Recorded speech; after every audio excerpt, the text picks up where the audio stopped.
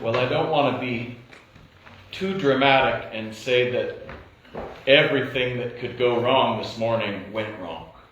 But maybe I can be a little dramatic and say most of what could go wrong this morning went wrong. Including me not feeling very well earlier. I'm sick to my stomach. So, we're going low tech this morning, and we are back to the series of great questions of the Old Testament. And this morning we begin in Genesis.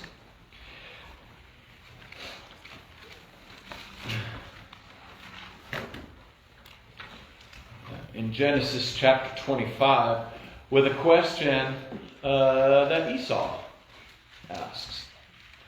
A question that he asks about his birthright.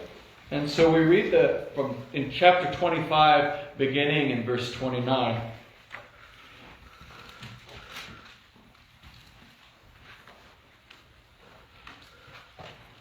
And it says, once when Jacob was cooking stew, Esau came in from the field, and he was exhausted. And Esau said to Jacob, "Let me eat some of that red stew, for I'm exhausted." Therefore his name was called Edom. Jacob said, "Sell me your birthright now." Esau said, "I'm about to die. Of what use is a birthright to me?" Jacob said, "Swear to me now." So he swore to him and sold his birthright to Jacob. Then Jacob gave Esau bread and lentil stew, and he ate and drank and rose and went his way. Thus Esau despised his birthright. Man, for lentil stew? Yeah. I mean, it wasn't even a good bowl of Texas chili. He despised his birthright. Despised his birthright. And we need to think about what the birthright was. A birthright was usually went hand in hand with a blessing given to the firstborn male in the family. And so it seems like they went so much hand in hand that it would be understood that the forfeiture of one would be the forfeiture of the other.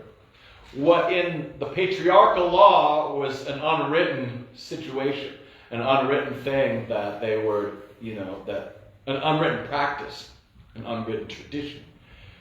That was the way it was in the patriarchal law, and later on it would be codified. It would be put into written law in the law of Moses. And so we learn about what we learn from both the patriarchs and from the law of Moses about what this was.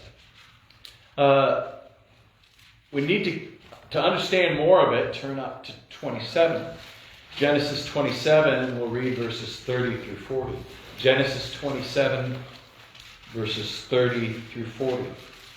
As soon as Isaac had finished blessing Jacob, when Jacob had scarcely gone from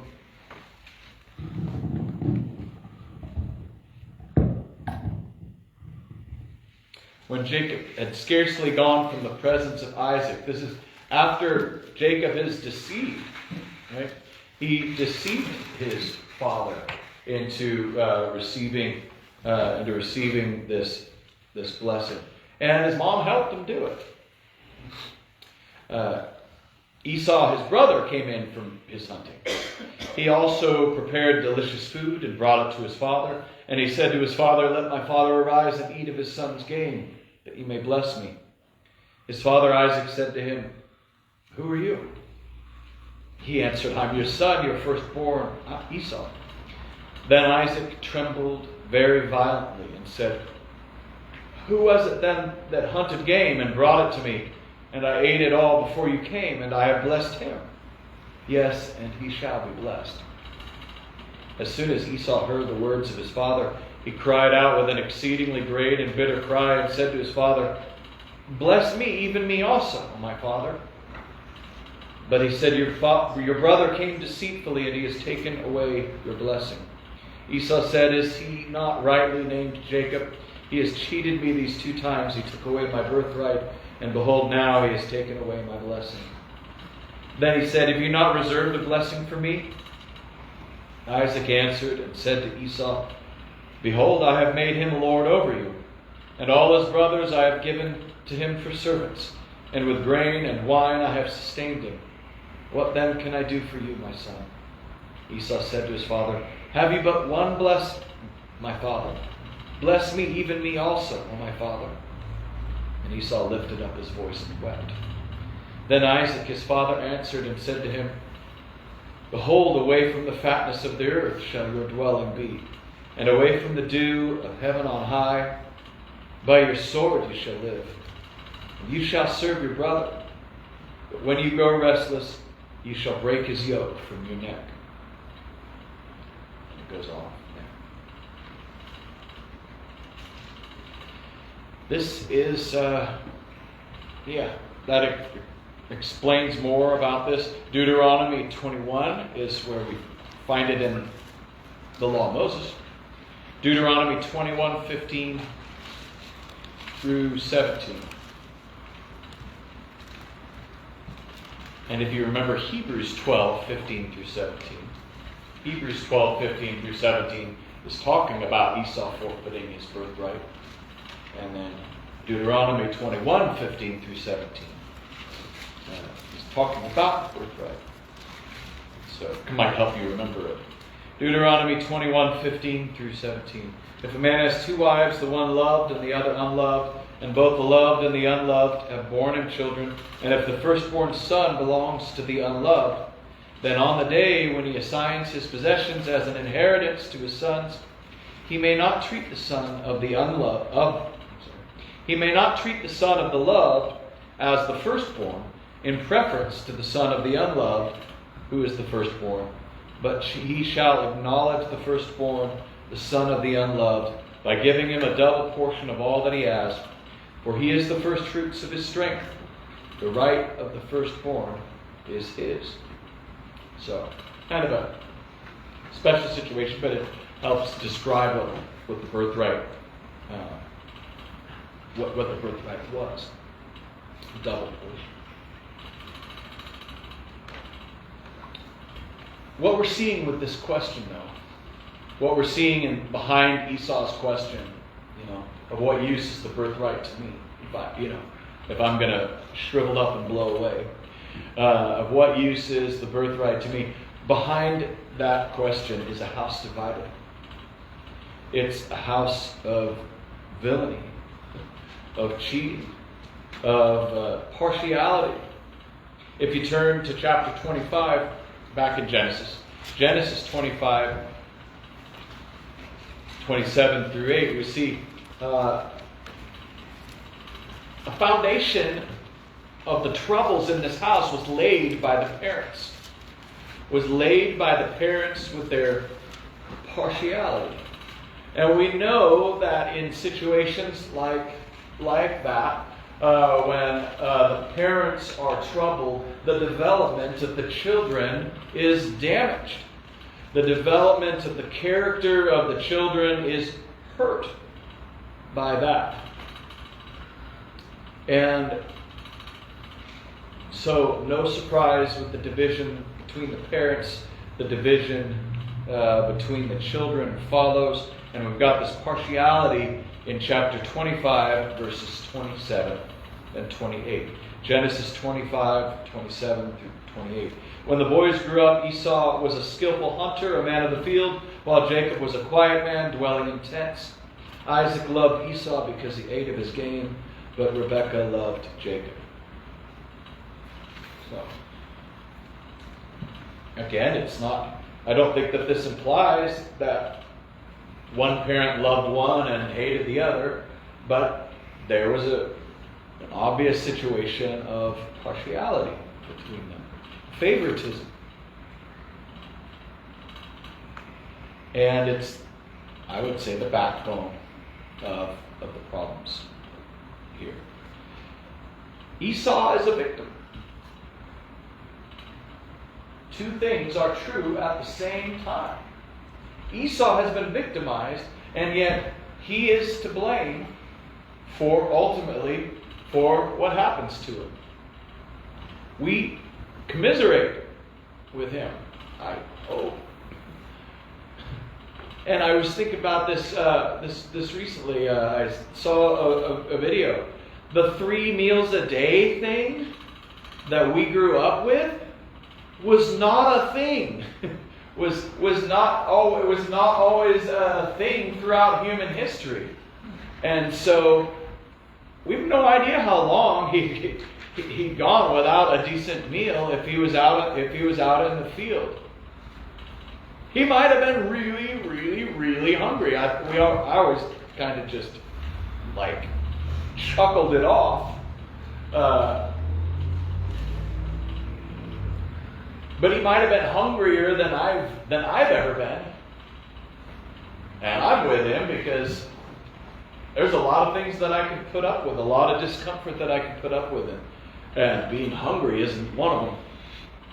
Being hungry isn't one of them. I know how good it is to fast. How good it is, if you do it spiritually. Jesus talks about fasting like it's just going to happen. He doesn't say if you fast. He says when you fast. Jesus himself assumed that Christians would be fasting. All right? We don't have particular commandments about that. But I think about it there, and I don't do it there, frankly. And I know that it's good for my physical health, and I don't do it. And I think it's because I love to eat. And I am not convinced at all that I would do well with it. That I would succeed. So hopefully we commiserate with Esau, and yet he blows it. No matter how uncomfortable he was, he's the one that gets the condemnation, really, in the end. He's the one that we look down on in the final analysis, that God himself looked down on in the final analysis, although he was a victim. You got to put 2 and 2 together with that. What level of suck-it-upness must you endure, despite having been victimized? I need to write that down. What level of suck-it-upness must you endure, despite having been victimized? And the parents do seem to have played a huge role in this. His gnawing hunger influenced him to sell his birthright. In 25:32, the main question of this morning is Genesis 25 and verse 32. Esau said, "I'm about to die. Of what use is a birthright to me?" Had that actually been true, he has like a lot more of a point, right? But when we but this giving in, this giving in, hunger, I'm getting ahead of myself. Hunger has caused a lot of people to submit to their baser instincts. I've seen a video going around a couple of years ago, and it was a girl screaming at the top of her lungs about how she'd gone 10 hours without food, and she wanted Wingstop or Wingers or what, I don't know. She wanted buffalo wings, and she was screaming, and she was so hangry, and it's embarrassing. It's embarrassing to watch someone like that. In Exodus 16,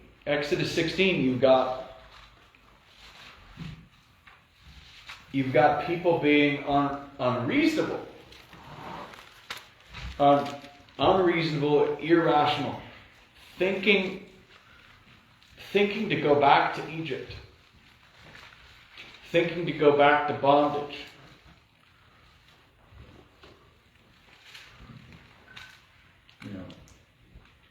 based on what do they say? What's that expression about? At least you get room and board in jail, right? Three hots in a cot. 3 hots in a cot. That's the one. That's the one. They wanted their 3 hots in a cot. Exodus 16 verses 1 through 3. They set out from Elim, and all the congregation of the people of Israel came to the wilderness of Sin, which is between Elim and Sinai, on the 15th day of the 2nd month after they departed from the land of Egypt. And the whole congregation of the people of Israel grumbled against Moses and Aaron in the wilderness. And the people of Israel said to them, "Would that we had died by the hand of the Lord in the land of Egypt, when we sat by the meat pots and ate bread to the full. For you brought us out into this wilderness to kill this whole assembly with hunger." It is a big deal. And the hunger, of course, is, we can take that hunger as representative of any instant gratification, anything that we mistakenly feel is a deal breaker in the moment. Jesus was hungry. Jesus was hungry. You turn to Matthew 4, and we read from Matthew 4 in the first 6 verses. We've got Jesus being tempted.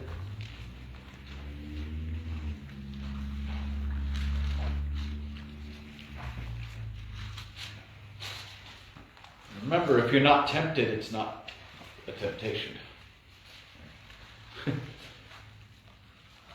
Jesus was hungry. Jesus wanted food.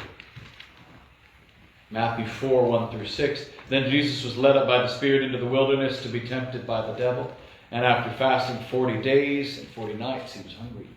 And the tempter came and said to him, "If you are the Son of God, command these stones to become loaves of bread." But he answered, "It is written, man shall not live by bread alone, but by every word that comes from the mouth of God." There's an example. He wanted food. It's not a temptation if there's no temptation. Hopefully that makes sense, right? But some people treat Jesus like he couldn't, like he was more human than human. And yes and no. But it's not a temptation if he couldn't have fallen to it. Esau fell to it. Lived for the moment. Seems to be kind of Esau's deal. And seems to be our deal all the time, definitely out in the world.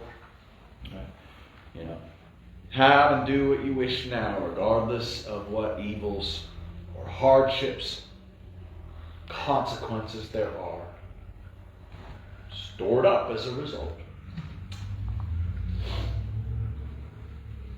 Turn to Mark 8.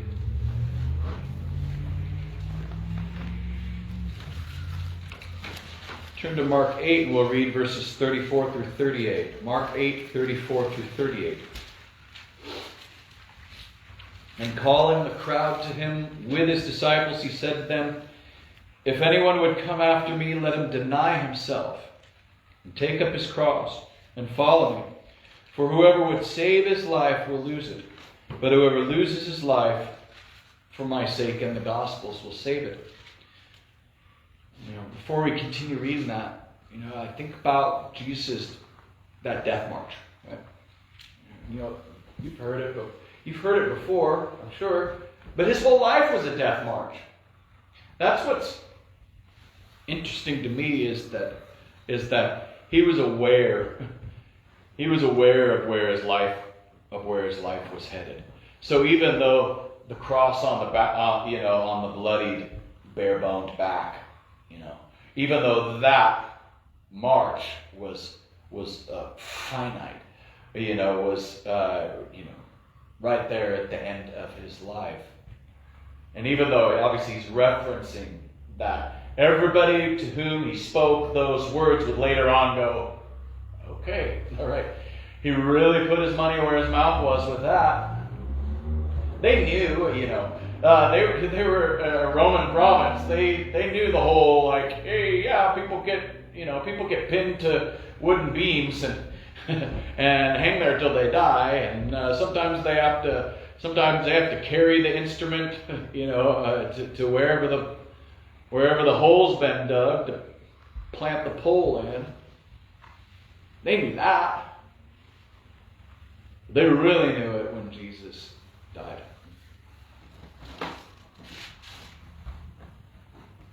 Jesus knew how to delay gratification.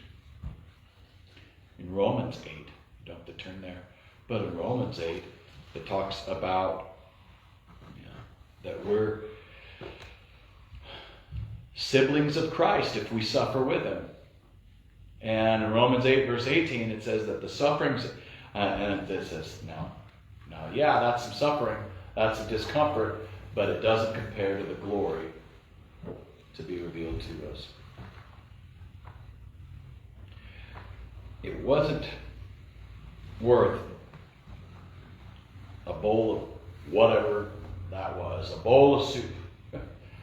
What Esau gave up wasn't worth a bowl of soup. Verse 36 of Mark 8, 36 through 38.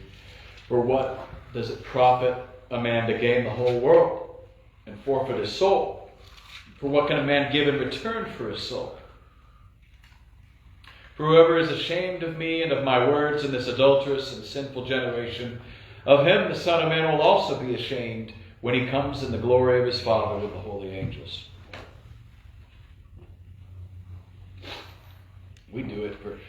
We humans give up our souls for a whole lot less than the whole world, right? Even were it the whole world, it wouldn't compare to the value of your soul. Some things, even if he was going to shrivel up and blow away because he'd lost all his weight and he was skin and bones and he was dying of hunger and he was at death's door, even if, some things are worth dying for. Some things are worth dying for. The respect of God, self-respect, loyalty, honor. Paul was sustained. He was sustained by his principles and his convictions. Right up to the end of his life, he turned to the 2 Timothy 4. 2 Timothy 4, right there at the end. All the discomfort that was coming down, that he'd already experienced, it was coming down on him hard at the end of his life. And it's not to be compared. 2 Timothy 4, let's begin in verse 5. Because sober-minded reminds me of self-control. I don't know if any of the versions say that in verse 5.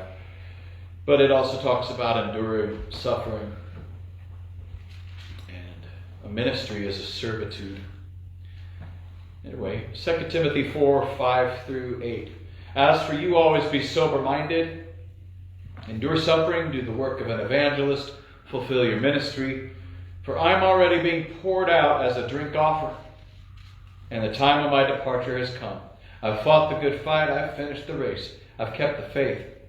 Henceforth there's laid up for me the crown of righteousness, which the Lord, the righteous judge, will award to me on that day. And not only to me, but also to all who have loved his appearing. In Philippians 3, just keep painting the example of Paul. Philippians 3 and verse 7. Just a few books behind. Philippians 3 and verse 7, he says, whatever gain I had, I counted as loss for the sake of Christ. Whatever gain I had, I counted it as loss. Acts 20, when he is given his farewell address to the Ephesian elders. Acts 20 and verse 24.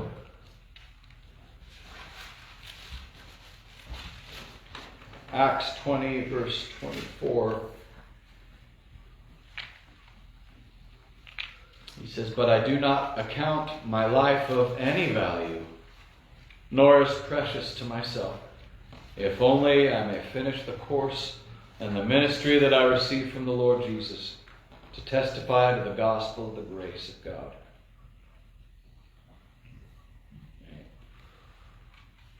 Lots of people have died for causes that were bigger than their life.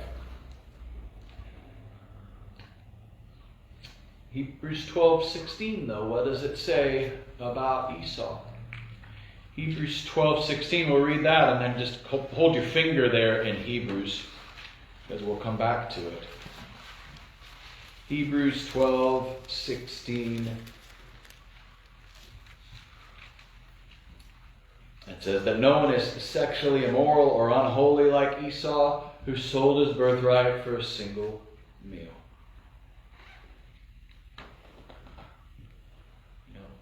Like the great overarching lesson of this is that, what if you sold your birthright? What if you sold your spiritual inheritance? Like Esau did with his physical inheritance. Like the prodigal son did with his physical inheritance, but it represents the spiritual inheritance that we have as Christians. What if you threw it away for something little? You could be sorry. You would be sorry. Esau was sorry, right?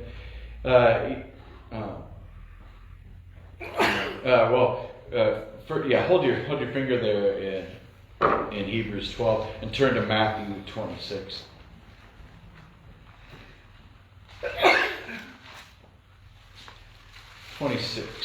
Verses 40 through 42.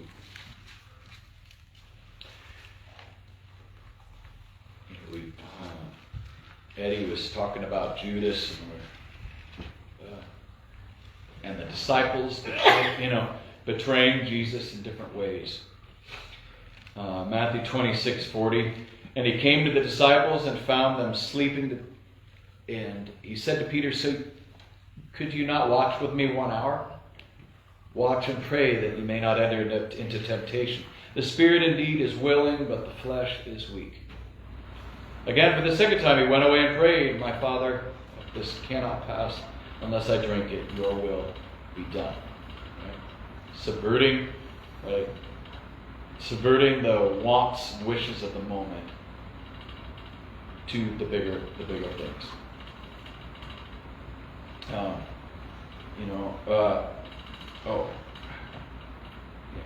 And Esau goes back.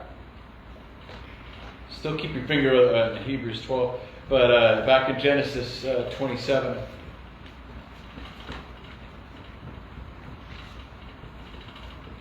(27:34), in case you didn't catch it earlier. "As soon as Esau heard the words of his father, he cried out with an exceedingly great and bitter cry, and said to his father, 'Bless me, even me also, my father.'" Now in Hebrews 12:15 through 17. Hebrews 12:15 through 17. "See to it that no one fails to obtain the grace of God, that no root of bitterness springs up and causes trouble, and by it many become defiled. That no one is sexually immoral or unholy like Esau, who sold his birthright for a single meal. For you know that afterward, when he desired to inherit the blessing, he was rejected, for he found no chance to repent, though he sought it with tears." I like that one song that says, if you want to pray to God, do it. Pray to God in a time when he may be found. Because when it's the time of that flood of great waters over you, you may not get a chance. You may not get another chance. So we think before we speak. We think before we act. It's a good policy. Judas was also sorry. Judas was sorry. But he has that sorrow of the world, right? And it doesn't work for him. In Matthew 27, 3 through 5.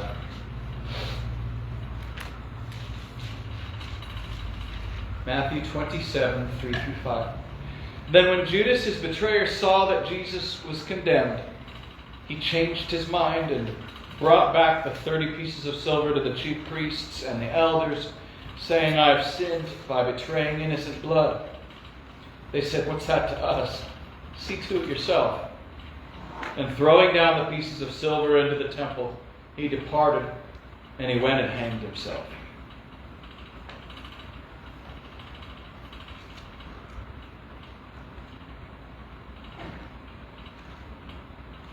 The trade was made. The trade was made, and it couldn't be taken back.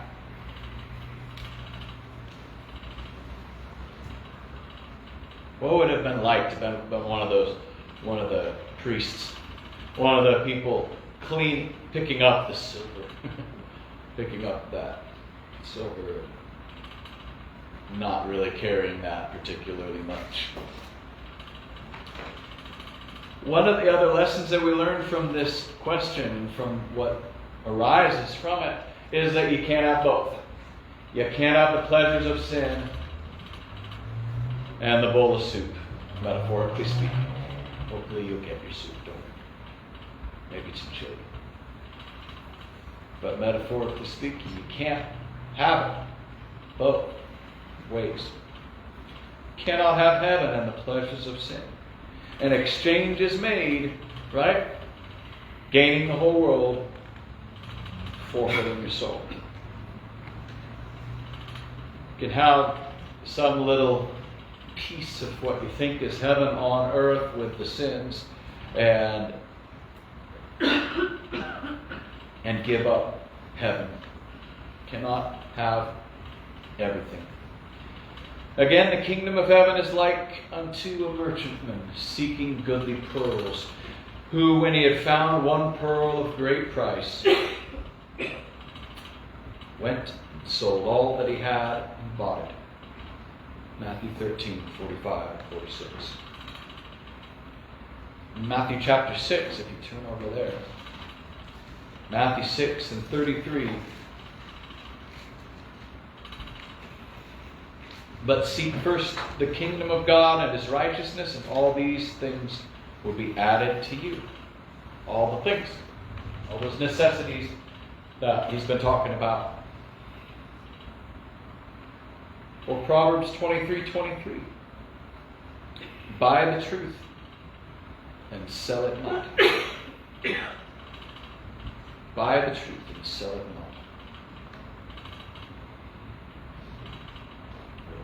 We end with the invitation, and that's just simply here. Like, look, here's water. What hinders me from being baptized?